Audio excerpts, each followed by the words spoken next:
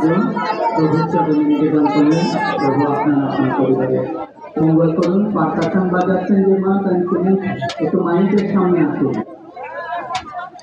এরপরে যে মা করবেন তার নামটা বলে নিচ্ছি। আচ্ছা, শিক্ষা সরকার, আমাদের পরম শ্রদ্ধা শিক্ষা সরকার মা এরপর ঠাকুরের চরণে সঙ্গীত নিবেদন করবেন।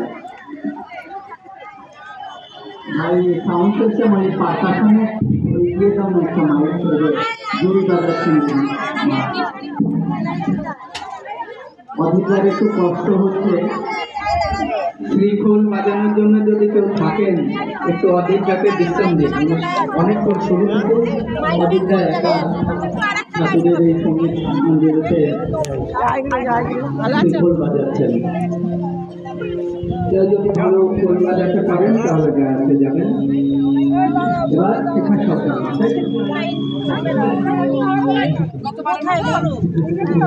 ওই তো তোমরা দুই লাইনে দাঁড়িয়ে পড়েছো, একই লাইনে দাঁড়াবো তো, আলাদা না না দুটো লাইন একই শাড়ি লাল সাদা ছবি আছে যারা ইউনিফর্ম পরে আছে তারা এক লাইন, শাড়ি আছে আমরা এই শাড়ি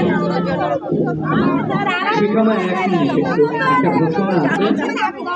বিশ্বপ্রাণা ভক্তিমতী মায়েরা ঠাকুরের রাজ্যের এই 137তম জন্ম মহামহোৎসবে এখনই প্রদীপ প্রজ্বলন শুরু হবে।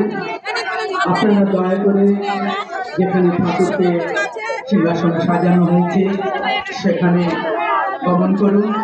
যারা একই রকমের শাড়ি পরে আছেন তারা সামনে একটি লাইনে দাঁড়াবেন, অন্যান্য মায়েরা তাদের পেছনে দাঁড়াবেন। সুন্দরভাবে সারিবদ্ধ হয়ে সকলে প্রস্তুত হন। এখনই শুরু হবে ঠাকুরের 137তম জন্ম মহামহোৎসব উপলক্ষে প্রদীপ প্রজ্বলন। মায়েরা প্রস্তুত হয়েছেন। জয় গুরু। এবার সরকার মা ঠাকুরের চরণে সঙ্গীত নিবেদন করছেন। জয় গুরু।